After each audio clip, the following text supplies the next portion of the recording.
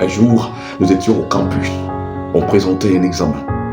Et puis par la suite, je me suis retrouvé à côté d'un collègue d'université, d'un camarade d'université, mais on était différents. Moi, je me sentais assez à l'aise. J'avais une belle écriture. À côté de cela, j'avais une considérable maîtrise de la grammaire, la ponctuation, la syntaxe, l'alignement des marges, tout ce que vous voulez. J'écrivais très proprement. J'écris généralement comme ça. J'étais trop confiant et trop rassuré. Maintenant, à mon côté, j'ai un autre camarade. Lui, s'il commence une phrase du haut du papier, ça va aller vers le bas. Sa calligraphie était hasardeuse, par ponctuation douteuse. C'était pas si rassurant, c'était pas beau à voir. À telle enseigne que si on réveillait Molière et qu'on lui présentait sa copie, Molière se mettrait carrément en colère et démontrait son expulsion immédiate de l'université. Non, rien à faire. J'ai une manière de parler. Mais ce que je veux dire, c'est que lorsque le professeur nous a retourné les copies, j'avais 0. Et lui avait 9 sur 10. Au fil des années, cette image m'est revenue. La différence entre la belle écriture et la bonne réponse. Le problème de mon voisin, c'est que ses réponses étaient conformes à la leçon vue. Mais moi, j'avais bien écrit, en respectant la calligraphie, les marges et tout ce que vous voulez. Mais ce n'était pas conforme. Les réponses étaient là, mais ce n'étaient pas des bonnes réponses. Chers tous, nous devons atteindre une dimension. La dimension où seulement on ne parle pas des dieux.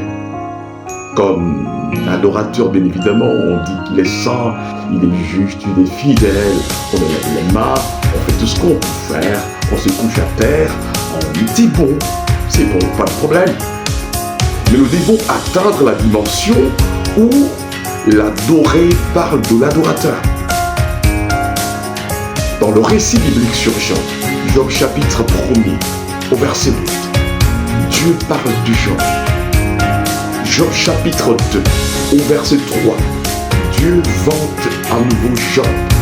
Oh, et pas seulement l'adorateur qui parle de l'adoré, mais là c'est la vie de l'adorateur qui fait parler Dieu, qui brise le silence de Dieu, et Dieu se met à parler dans des sphères invisibles. Il vante son serviteur sur terre. Est-ce que nous pouvons atteindre la dimension où on n'a pas seulement l'argent, où on n'a pas seulement de voitures, où on ne se prosterne pas seulement à l'église, où on n'élève pas seulement les mains, où on n'est pas seulement responsable d'un département, où on n'a pas seulement des églises décorées avec des lumières qui changent dans tous les sens, où on n'a pas seulement d'école au cou, école pastorale et tout ce que vous voulez, où on n'a pas seulement des églises climatisées avec des carreaux, où ça fait frais, ça fait beau à vivre. Est-ce qu'on peut aller au-delà de cette dimension pour atteindre la dimension où nous donnons des bonnes réponses, où notre vie est conforme à la parole de Dieu, conforme à la volonté de Dieu, conforme aux attentes de Dieu. Quand Dieu vous regarde même en secret, il sait dire que là, j'ai un représentant sur terre. Je me vois en lui et il se reconnaît en moi. Oh, chers tous, nous nous encourageons ensemble, par la grâce de Dieu, avec le soutien de l'Esprit du Seigneur, que nous puissions atteindre le niveau où on n'écrit pas seulement bien, mais on donne aussi, surtout, les bonnes réponses. Mettons ensemble la bonne réponse, la belle écriture. Ça sera magnifique. Je ne suis pas contre la forme.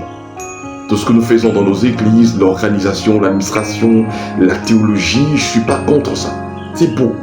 Mais à cela, greffons l'obéissance stricte et absolue à la parole de Dieu. Que Dieu vous bénisse.